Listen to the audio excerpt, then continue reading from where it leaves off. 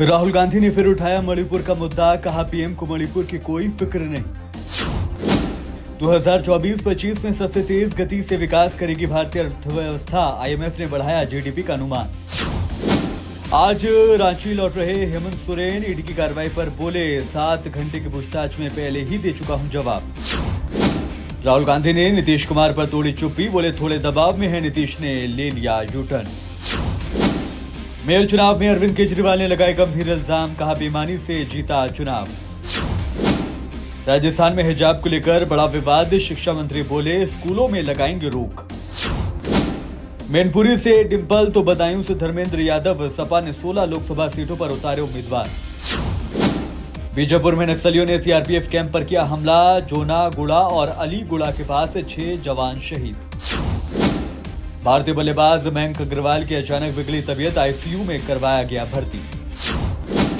पूर्व केंद्रीय मंत्री जसवंत सिंह की बहू की सड़क हादसे में मौत, डिवाइडर से गाड़ी के टकराने से हादसा।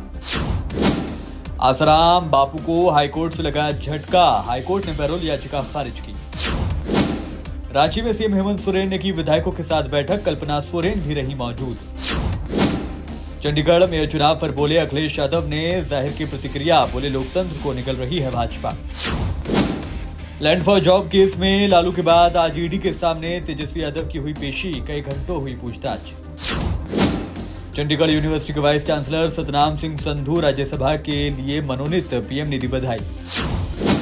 केरल में पीएफआई के 15 सदस्यों को मौत की सजा, बीजेपी नेता की हत्या में पाए गए दोषी।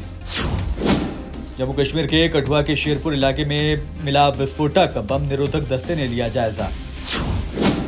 सरफराज खान के भाई मुशीर खान ने रचा इतिहास, शिखर धवन के 20 साल पुराने रिकॉर्ड को खतरा।